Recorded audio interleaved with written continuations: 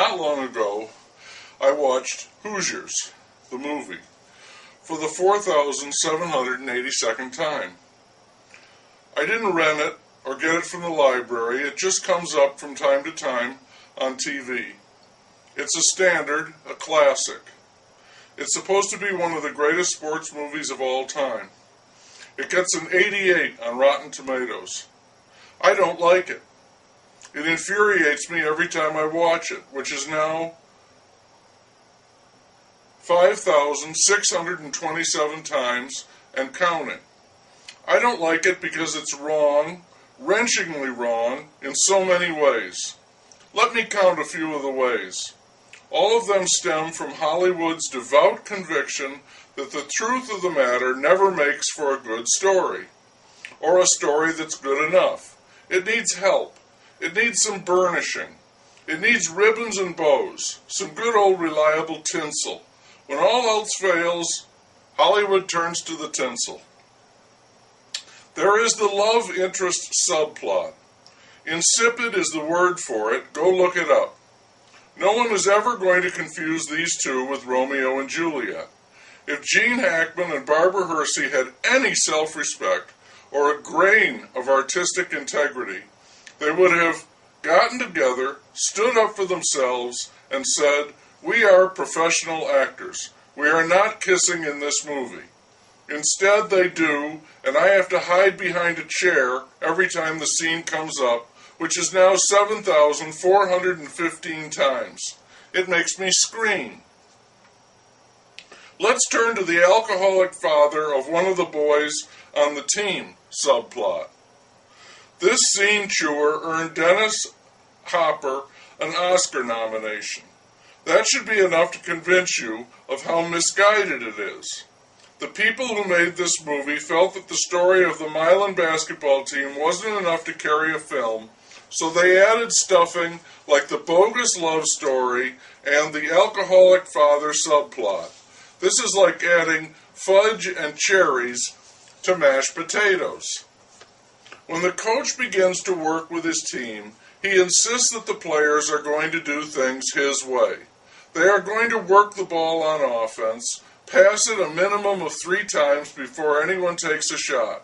Anyone who does not obey that rule is off the team.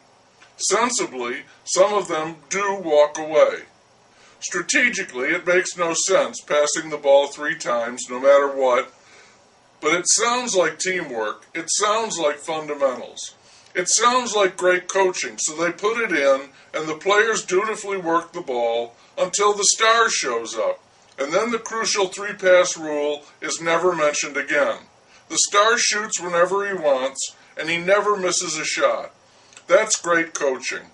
I would know because I've seen the damn thing 9,834 times. The manager of the team is promoted to the squad and shoots 2 free throws to win a big game. Remember those mashed potatoes? This is your side of fries with whipped cream topping. Eat up. The town is going to vote the coach out of his job. The team isn't winning and they've had enough of him and his nutty 3 passes. They're going to conduct this vote in a meeting, which is much more dramatic than having the school board or the principal fire the guy. Of course, the principal or assistant principal or whoever she is, hey, I've only seen the movie 9,615 times. I can't remember every detail. Anyway, she can't fire him because she's falling in love with him, remember? Despite her heartbreaking "don't kill the kittens" appeal on behalf of the coach, the town votes to get rid of him. That's when the star player turns up. He's been hanging out, sulking, he misses the old coach, he's been shooting baskets, dejectedly, but accurately, in his dirt driveway. Now he says he'll play, but only if the coach stays. Coach stays, I play. Coach goes, I go.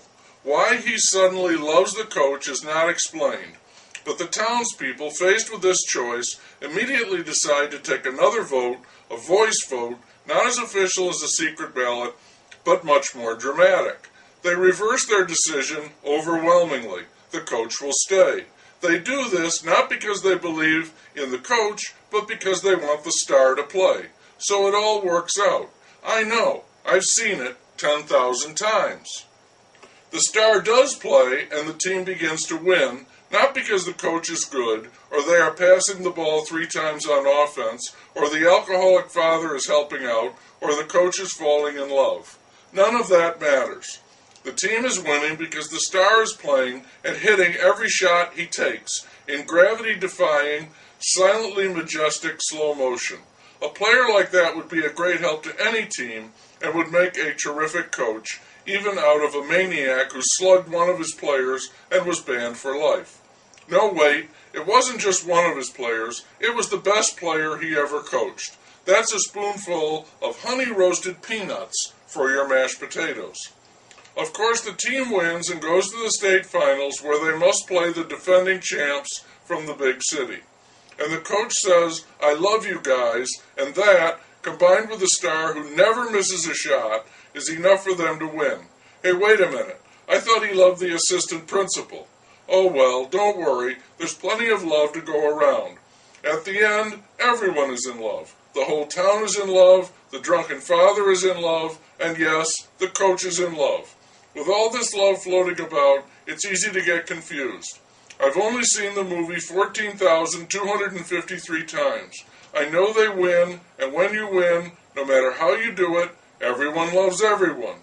Love, no wait, winning conquers all. The movie says, here are your mashed potatoes. Put anything on them you want.